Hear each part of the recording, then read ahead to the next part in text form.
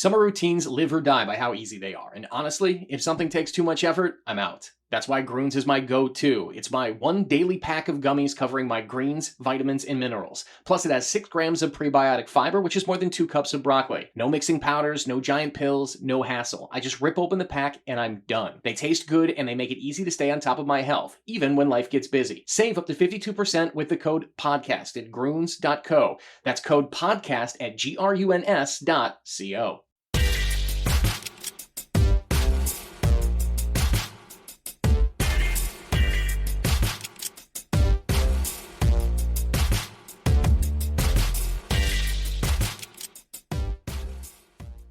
Welcome back to the Alec Lewis Show. I'm your host, Alec Lewis.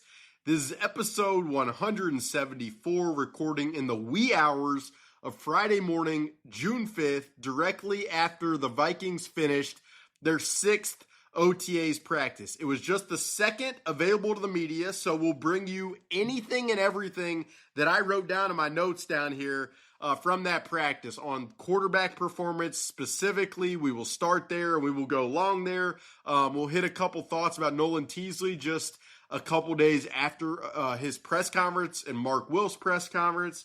And then we'll also just get into some nuggets late in the podcast of some guys who are standing out from these 2 OTAs we've seen, some specific schematic things that are standing out a little bit to me from these 2 OTAs. So this should be a really fun show, and I can't wait to do it. If you're new here and watching on YouTube, first of all, I cover the Vikings for The Athletic every single day.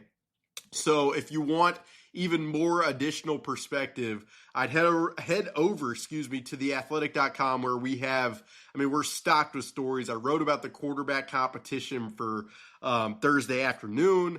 Had a couple stories on Nolan Teasley and what he's about, what people around the league thought about him, how he thinks, what it means for ownership to take this swing. So a ton of that over at The Athletic. And then I supplement that with the YouTube channel and podcast that we do 2 times a week, every week. If you're watching, like I said, on YouTube, please hit that subscribe button. Just punch that button real quick. It helps us out a ton. And if you're listening on Apple or Spotify or iHeart, you can give us stars. You can rate it, review it, and we appreciate that a ton. The show is presented by First Resource Bank. We'll talk about them in a bit. Sponsored by Pro MN Athletics and Unreal, the clothing brand, which I'm repping right now. And again, we'll have more on them, but the feedback says they want the podcast from the get-go, so we'll hop right into it beginning right now and get to my favorite folks in a little bit. So as far as the quarterbacks, because that is of utmost importance for a couple reasons. One, these are 2 fascinating figures in Kyler Murray and J.J. McCarthy, who are former high draft picks, and who had, just 2 really fascinating figures, personalities at the quarterback position in the NFL. That's part of the reason why we're starting there. Also, we're starting there because had the Vikings had better quarterback play in the 2025 season, who knows what would have been possible with the defense that they had. As far as the reps between the 2, I didn't sense or gather any significant difference from the first OTAs where it was a pretty even split. I mean, I could probably have, tallied the number of snaps, 7-on-7 full team. I didn't do that, but just being very dialed in, standing up on the perch, watching that practice. You guys can rest easy, I guess, knowing that the competition featured a very similar rep count on Thursday watching the 2 guys. I would say elsewhere, when you're talking about, warm up or touch points with Kevin O'Connell or all of that stuff, nothing. There wasn't, in my opinion, anything extremely notable there, and there wasn't going to be anything more notable than what we saw on the field. I would say the best throw of the day for the second time that we've been out there was a Kyler Murray throw down the right sideline. This time it was to Dylan Bell, the undrafted receiver from Georgia, and it was on, I want to say, and I don't get the film afterwards, and I haven't seen the highlight clip posted anywhere on social media, but I want to say it was Kyler Murray on like a 3rd read in the progression, and I'm not quite sure how he sensed that Dylan Bell was springing open down the right sideline. I mean, it looked like Kyler's eyes were to his left, then he reset over the middle, and then, he kind of saw a flash of color down the right sideline and drilled Dylan Bell. I thought it was a really, really impressive throw. And again, just like it wasn't really that close from a best throw of the day standpoint. There were a bunch, specific to Kyler, there were a bunch of other ones that really stood out. There was another high cross, just imagine the receiver angling over the middle of the field, kind of on like a diagonal directed at the left pylon, and Kyler Murray connected with Dylan Bell over the top. That was another impressive one. And it was the second practice we've been out there. Second time he's thrown a beautiful touch pass on one of those high crossers. And as I'm watching it, and then in the aftermath and obviously piecing it all together in my mind before doing this show, I think it's important that I tell you guys that I would just imagine that in the event Kyler Murray is the starting quarterback for the Vikings in 2026, you are going to see a lot. And I can't underline that, italicize that, bold that enough of those crossing routes. If the defensive structure predicates that those are available, I mean, he just throws that ball so well. And I guess this is a nerdy way to describe it, like the parabola and the kind of air that he could put on a pass like that is highly impressive, and it stands out. And again, he's put the ball with the receiver in stride, which leads to yards after catch. And I've said this, that is a priority for this team and has been one in recent years of wanting to even further themselves with that statistic to limit having to continue to snap in, snap out, be efficient, explosive, and make sure they garner as much of a chunk as possible in that phase. I will, because it's been a pretty optimistic start. I mean, there was a third progression from the right to the left where I think it was Dylan Bell again down the left sideline, and Kyler had him, and the ball was underthrown. Now, there was some wind blowing, and it can get a little dicey at times to know, would that, if you think about it, US Bank Stadium, when that ball have still held up? I don't know the answer to that. Kyler very well might, if I approached him after practice and asked about that throw, he very well might be like, that was a terrible throw. So, but I did want to note it because I do think it's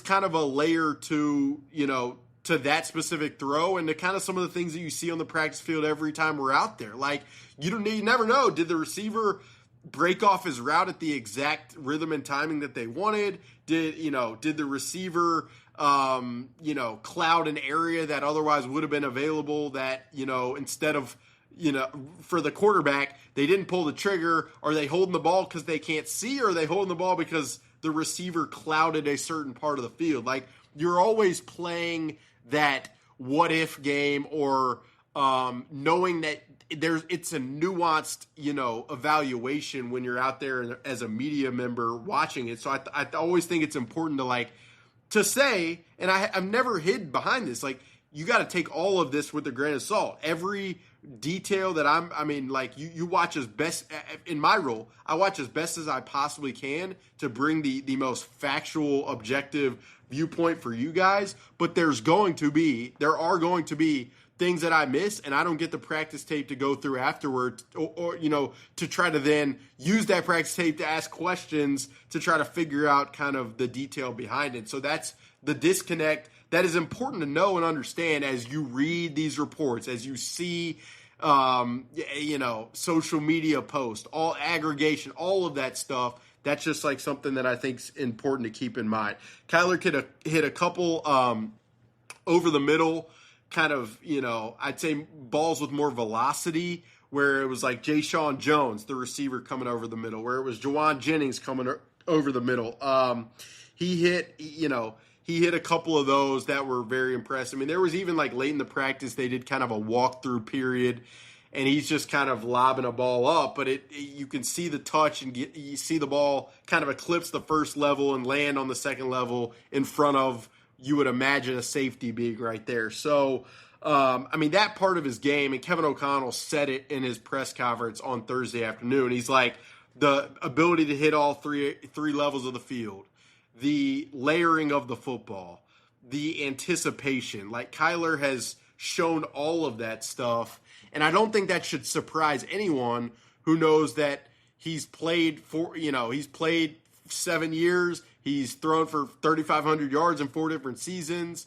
And I mean, he's just played a lot of ball at the quarterback position. So that's what I'd say. There was a couple other like weird ones with him. There was an out of the pocket kind of play breaks down, or it might have been a keeper bootleg, and he kind of tried to fit it in a window with Ben Urasek, kind of angling kind of with him as he booted out to the right side. The pass was tipped, and then it landed in Jalen Redmond's hands. And then there was like on one of the walkthrough periods, I don't know if he got stepped on, but fell down kind of after a snap. And I do think, those are, again, to put a massive amount of weight in any of this is, I'd say, not, correct, and it would be not being sensible at where things are in the calendar. But I do think if there's anything to take from that, it's probably just that, there's still, a very, very much of a learning process with Kyler Murray in this specific offense. Like, yes, he played for Drew Petzing in Arizona. Before that, it was Cliff Kingsbury, a totally different system. I think even this specific scheme, and you've heard it from every player who's been here since Kevin O'Connell got here. I mean, even Kirk Cousins, who had played in a similar system in the past, like, talk about how much, I'd say the complexity or just the volume. And so I would imagine some of this stuff can arise and emerge when the quarterback is trying to get a feel for that much volume. But Kevin O'Connell also said in the press conference, like, the guy he's seeing today, is overwhelmingly different than the guy they saw on day one. I think that speaks to his feelings about the growth and progression. That's positive. And I also think it speaks to just Kyler's like smarts and ability to pick up the system. Like I think, while he's swimming in it in some sense, maybe, I mean, or I'd say while he could be swimming in it in some sense, like I remember Kirk at this time, Sam Darnold at this time, that's kind of how it was. So, I don't think that's a referendum on his intelligence or smarts at all. So that was kind of the feel for me with Kyler. As for JJ, the first throw, and this was like the first throw of the first 7-on-7 or period, I believe. I think it was Jay-Sean Jones, receiver coming from the left side, angled over the middle, and JJ threw the ball behind. It was with velocity behind, I think it was Jay-Sean, it might have been another receiver, and it really should have been picked off by Josh Metellus. Then after that throw, it looked like he settled in a little bit more. I'll mention some throws that he did make. There were a couple snaps where the reading through the progressions, I don't know if, either he wasn't seeing it or Brian Flores' defense was just blanketing the wideouts, but definitely there were a couple of times where he's holding the ball, tick, tick, tick, and you just imagine if there's a pass rush, they're probably converging on him. But as far as the impressive throws, I mean, it's the stuff that I would say, like, even in last year's training camp really stood out and he was very effective and efficient with, where it's like these 10 to 15 yards kind of over the middle in breakers where there's a lot of space because a lot of it's 7-on-7 and he could just, rip the ball into receivers' hands. Like on those throws, that has never been difficult and it always does look pretty. There was a throw that he made on kind of a flat route towards the right sideline that I thought was put in a pretty good spot. Had a lot of velocity on it, not a lot of air, but that pass may have not called for that specific amount of air. I will say, like, I still, I would say I haven't seen probably enough sample size to definitively say what I'm about to say, but I still want to see more touch throws deep down the field. I still want to see more arc put under, certain passes into specific windows. I just, part of why I think some of the over the middle high heaters that he can throw effectively work this time of year, but then when the season happens, they're harder to work and harder to call, is because there's less space. Things are moving faster. It's just less of a comfortable kind of setup. And so I think for me, when I show up to minicamp next week, June 9th through the 11th, whenever we're out there, like the amount of times I can try to visualize J.J. McCarthy get the ball up and down into windows without the premium velocity. I mean, I think like that checkpoint is the most important from an on-field perspective. Like that's just kind of how I feel. And I mean, that wades into conversation. I've mentioned it on the podcast before. Like, is the touch thing something that you can continue to improve on? Is that an innate feel type of kind of like a pitcher in baseball? They always say like some guys have a feel for a curveball and some guys just kind of don't. And the earlier you have that feel, the more likely you are for that to translate to the big leagues. Now that may be an old school scouting perspective and proven wrong by player development over the course of time. But I when you talk to coaching, quarterback coaches and on the periphery of the NFL who train guys in the offseason, it's a little bit of a murky one of like, how much can that be improved? How much of that is a byproduct of biomechanics, etc. So yeah, that's kind of, for me with JJ, I'd say there were definitely some impressive over the middle throws. The velocity has always been present. The first throw, the inaccuracy, that was tough. And then you just want to see as much layering as possible to really, get the fullest evaluation. Carson Wentz took probably more reps today than I remember him taking in the first OTAs practice, but it definitely was not as many as either J.J. McCarthy or Kyler Murray. And then Max Brosmer did not take a ton of reps. I thought Carson, he looked pretty comfortable and calm. And that's expected for me. Really sharp guy, spent a year almost in the system, obviously on the fly and drinking out of a fire hose. But he's one of Carson's best strengths is just, his aptitude is at a really high level. So I think part of the conviction in bringing him back is, he doesn't have to get reps this time of year. And if he has to be thrown in the fire during the season, which is obviously, probably not the most preferable route, then you have confidence that he can still operate the offense at a certain level. Again, like with minicamp being June 9th to the 11th, I think that's a great opportunity. Another touch point, publicly, to just assess, like I said, the Kyler Murray with the operation and the verbiage of the play calls and the read progressions and the footwork that it requires. I think it's another opportunity to assess J.J. McCarthy's touch. I think it's an opportunity to see, do the rep counts change next week? And I'd say the question that I would have at this point potentially is like, does Kevin O'Connell feel like for Kyler Murray to be his readiest come if Kyler Murray is indeed the starter and they've seen enough to really feel confident, like does Kevin O'Connell believe for him to be as ready as possible, he needs more reps kind of beginning towards the end of this, spring, early summer period going into training camp? Like that's an answer.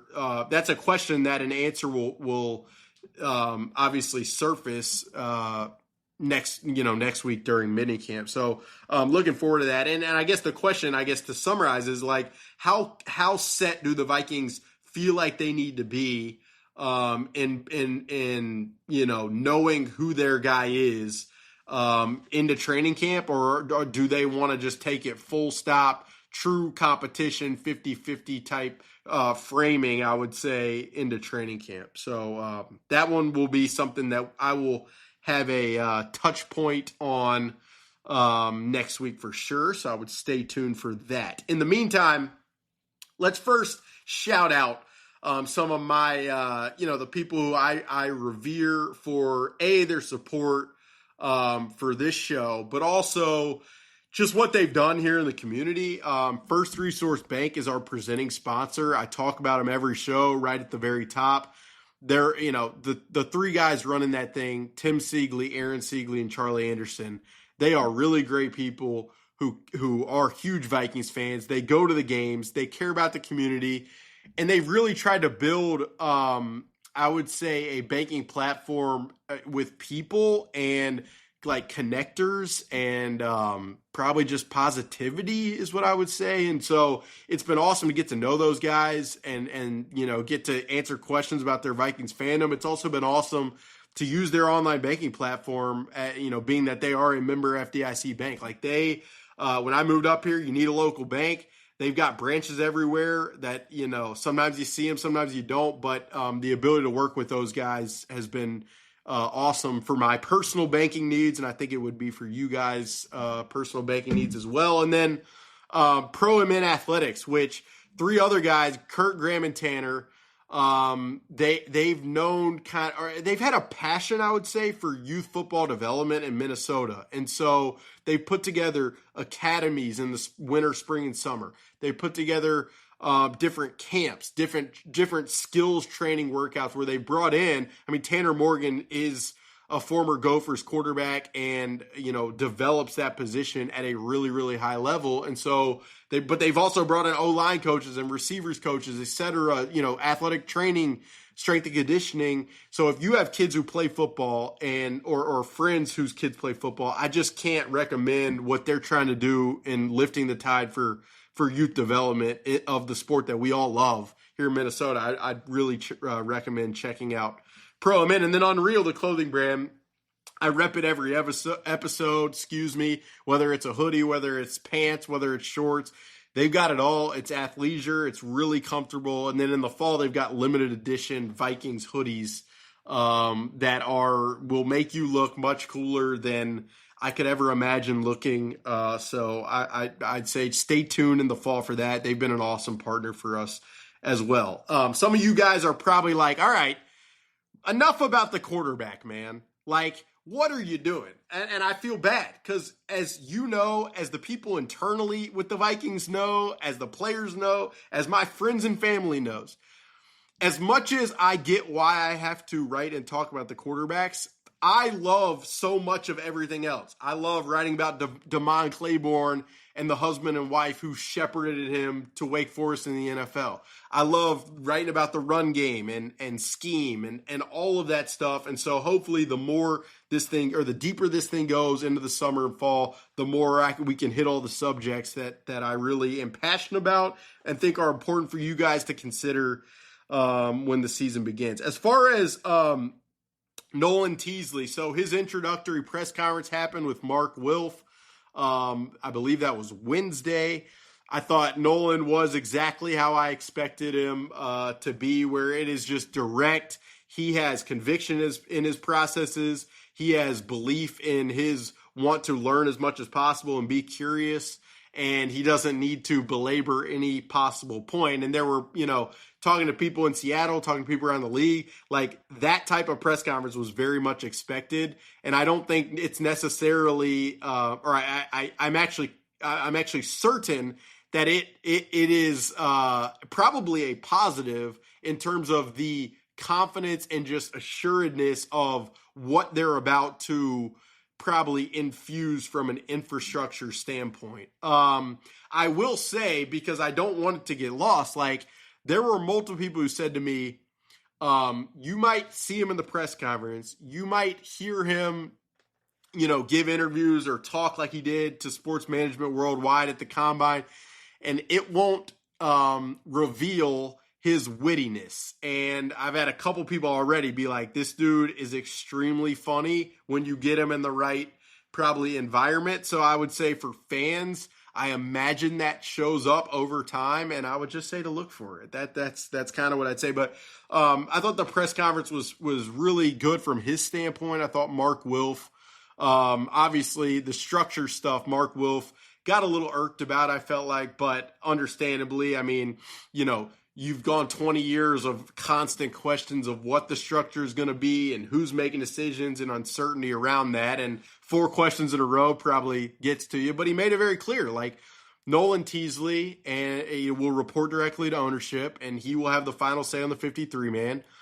Kevin O'Connell will report directly to ownership and have major input with Nolan Teasley, just like Mike McDonald does with John Schneider in Seattle. And then Rob Brzezinski will work alongside Nolan as kind of supplementary skill sets. And I would say this, I mean, I think a lot of the success of this or failure will depend on Kevin O'Connell's willingness to be a partner with this thing, which it definitely appears like he is very committed to that. And so that's huge. I think Brian Flores, the Vikings defensive coordinator, just the amount of, they use the words collaboration, alignment, and synergy for a reason, because when you have an environment that has that in truth and not just in discussion, it leads to optimal decision making because you got a lot of smart people in the room. And so I think the success of this will depend a lot on that. And I also think it'll be really interesting to see what the staff looks like over the next,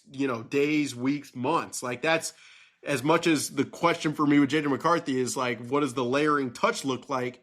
With Nolan Teasley, for me, it's like, who can he bring in or who does he want to bring in and what roles does he want to bring them in and why does he want to bring them in? And, this is, you talked a lot, now you guys might hopefully talk to people around the league. I definitely do. And I'm talking executives, scouts, agents, and to a person, they will tell you that this is a weird time to be shuffling executive scouts. It's just like, this is usually the point in the calendar where things are pretty finalized and these staffs are raring to go for the college and pro scouting season right when they hop back in training camp. So who could be plucked or exchanged in that specific timeline? I think that's something we'll see. But Nolan was out at practice on Wednesday.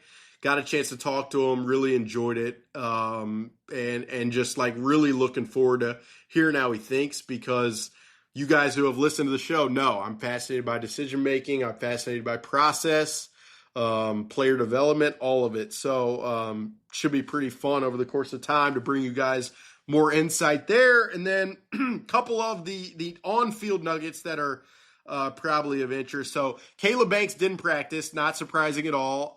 Still think the timeline that is most realistic to start talking about with the first round pick, defensive tackle from Florida, is probably the beginning of training camp. I will say he was out there like observing, and that's been something that the 2 practices we've been out there, he has been standing around, watching, getting a feel for Ryan Nielsen's coaching style, what they're asking guys. So, I think that's important. Like, I think it's important as he's assimilating in the league. I think it's important as he's, going to have to learn what is a very, intricate system. So thought that was good.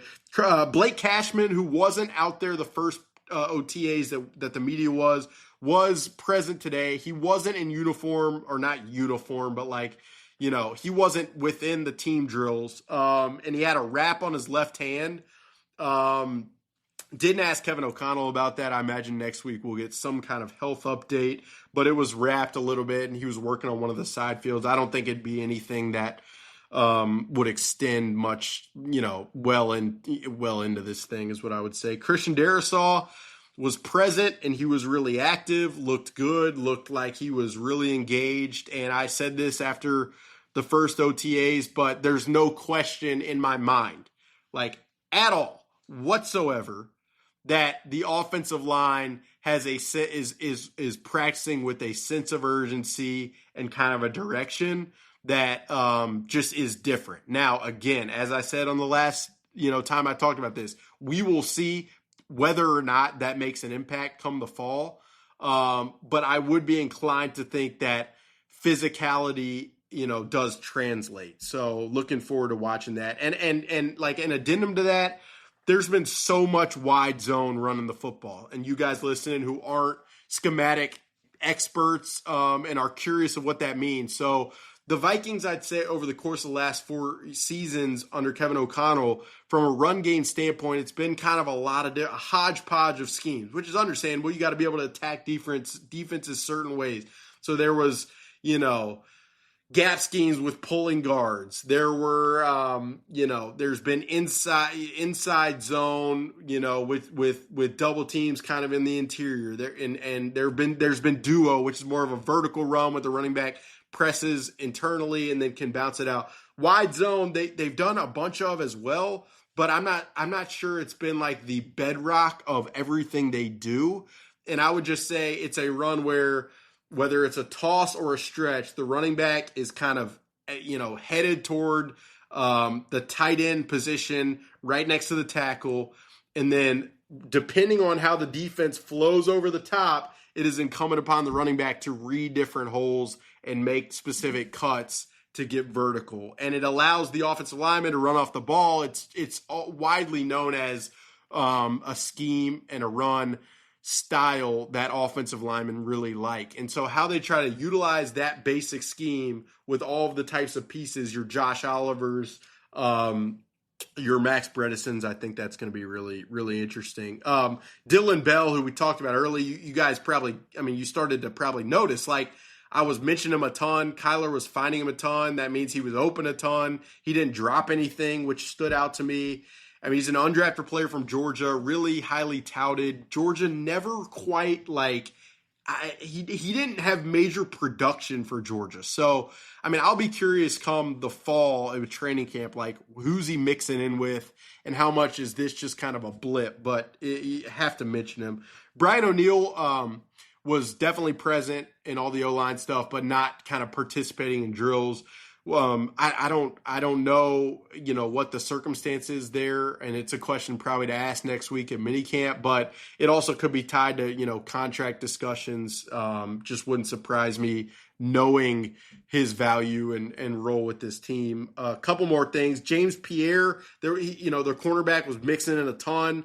I wouldn't be surprised if we see, when you see nickel defense with 5 defensive backs, if you see this year some more cornerback usage that allows Byron Murphy to slide into the slot. We'll see about that. Lots of Jake Golday, the off-ball linebacker drafted in the second round, playing mostly off the ball. And then Will Reichard began practice with some kicks and looked pretty money and dialed in as he usually does. So, that's kind of the report from Thursday at OTAs, and I hope that does it justice. But really, like I said, and I've reiterated, really looking forward to minicamp.